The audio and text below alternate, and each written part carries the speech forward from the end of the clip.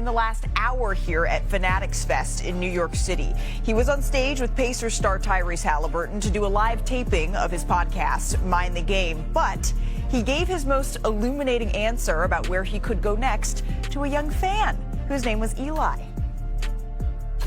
How do you feel about being a free agency, and what do you want to do in your next team, and how do you want to develop it as a member?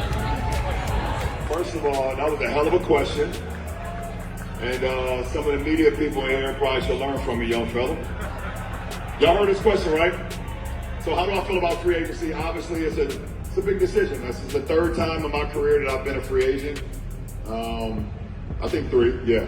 So it's a big decision for not only myself, but for my family as well, and just for the last part of my career and where I want to spend the last few years or the last year or the last 2 years of my NBA career. So wherever I go, Elon, I will make my staple on I'm a natural born leader.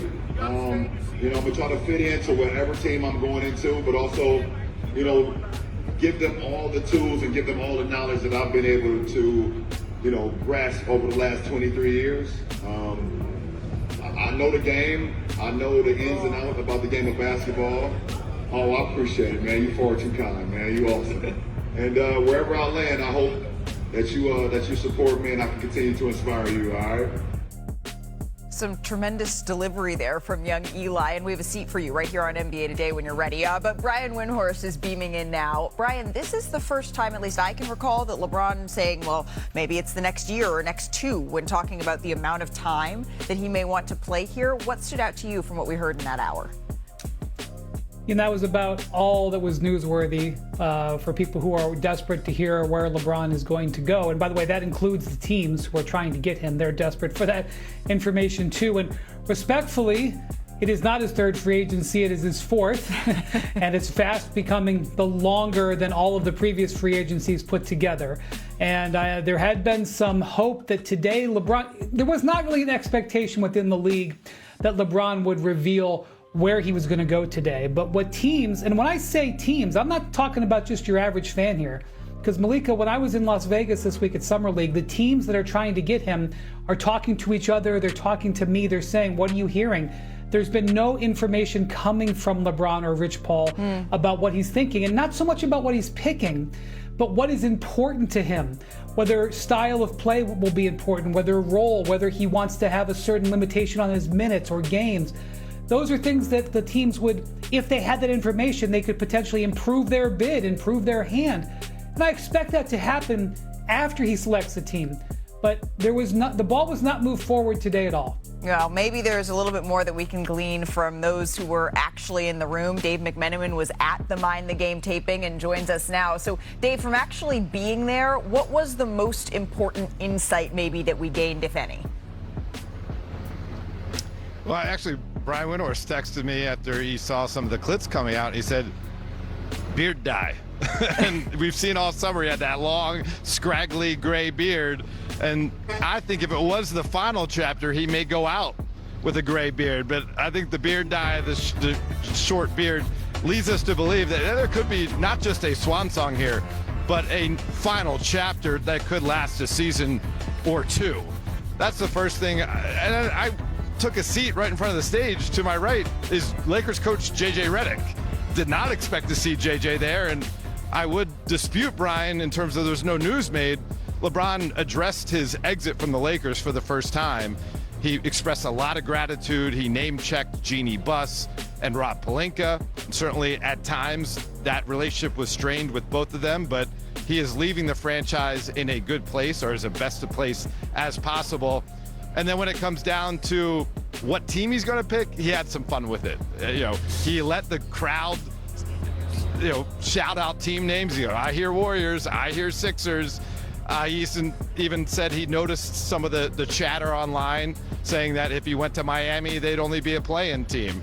And so obviously he senses that the moment's only going to get bigger from this point forward and wasn't quite ready to reveal it today. Yeah, I don't know that I went into today with an expectation that we were going to hear on stage at Fanatics Fest definitively, this is where I am going from LeBron James. But I think that this is about what we all expected. Not to mention, this is not the last time we're going to hear from him today. He has another panel scheduled coming up in just a little bit. And so maybe with other people pressing him and asking more questions, we glean a little bit more. Maybe not. Dave, thank you very much for that insight. And just as a reminder, when we talk about play style, right, this is where we're sitting with LeBron James right now. He ranks top 6 in assists, threes, steals all time, while also, of course, being the NBA's leading scorer. And he's going to continue to look to move up these new lists with his new team, wherever, whoever that may be. He is just 76 assists away from passing Jason Kidd for the third most all time. So Mark Spears, who has covered LeBron James extensively, joins me in studio. Thank you so much. My friend Kendrick Perkins, who played with LeBron, is with us as well. Perk, is there anything that you are seeing today that you didn't yesterday after hearing from LeBron James in terms of his decision making?